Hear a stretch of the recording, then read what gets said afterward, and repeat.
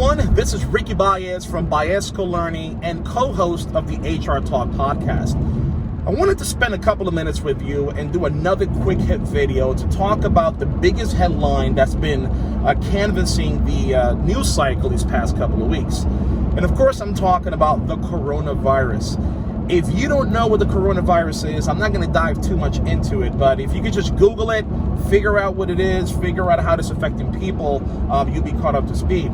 But what I really wanted to do is, since this virus is out, it claimed a lot of lives in China, and now it's spreading across Asia, across Europe, and there has been few confirmed cases in the United States. You know that as that type of information goes out on social media, your employers are seeing that as well. And your employees might be a little bit concerned about what people are doing at the office. And when somebody sneezes or coughs or cough, next thing you know, they're being labeled as somebody who's got the coronavirus, and people start to freak out, which I understand that to a point, but folks, there's no reason to panic. There's no reason to create a big stir over it.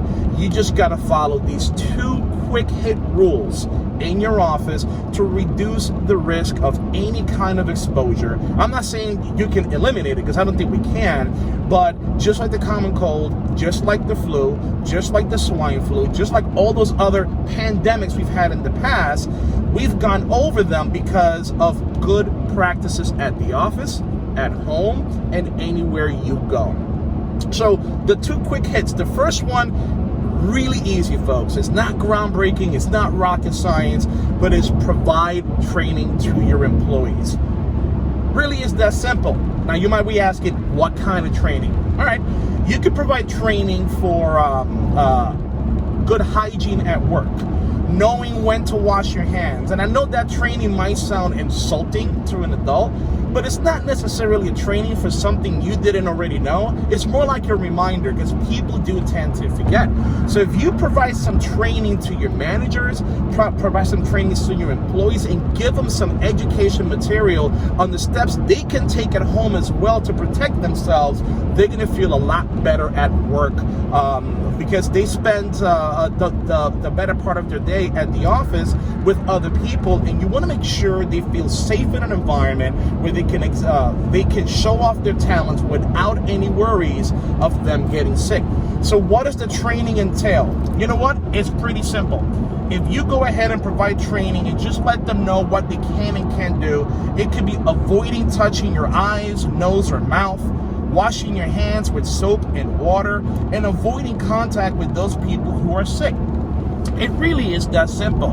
And if you deliver that training in a way that it comes across more as a reminder rather than you better do this, it'll be well received.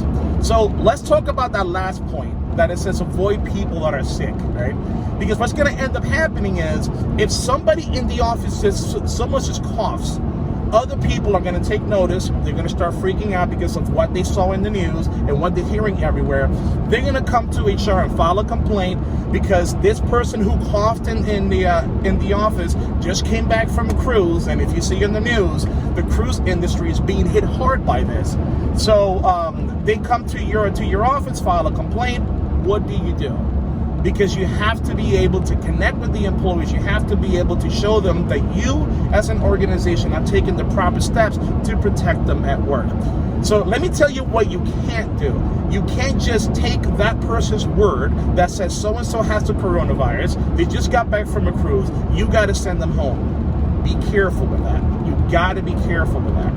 Which leads me to my next point, my next quick hit, which is follow your current policies.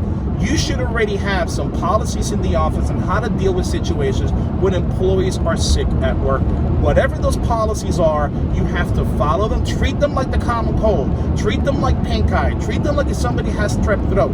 But you got to be careful to make sure you enforce those policies consistently, and you enforce those policies equally. But your policies are already there. Just because this is labeled a coronavirus, and just because a lot of people are talking about it, it doesn't mean you have to go too crazy with implementing those rules and regulations that you already have. Those policies policies are there for a reason. So going back to the example that when somebody complains that you have another person out in the office that is coughing, now that person has the coronavirus, you have to be careful. Because you can't just go to that person and say, hey, somebody say you got the coronavirus, you got to go home. That will land you into a lot of trouble, because now you're talking about a medical condition that you're not supposed to know about, and you're on thin ice when talking about HIPAA violations. So what do? A bonus tip: you can start a conversation regarding the Americans with Disabilities Act.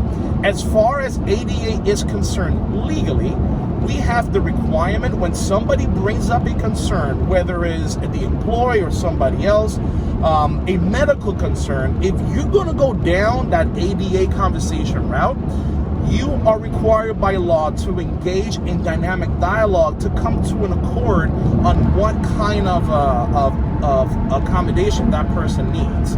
But you cannot just blatantly say that person automatically has the coronavirus.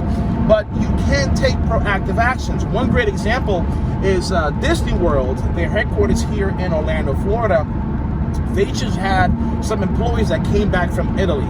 And about 10 or 12, I think it's more like 15 employees that came back from Italy.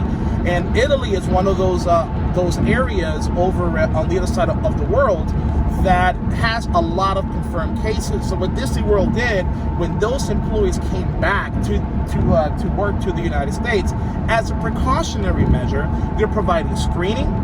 They told them to just go ahead and stay home, and I'm assuming they're being paid. That is a proactive measure that does not negatively impact the employee.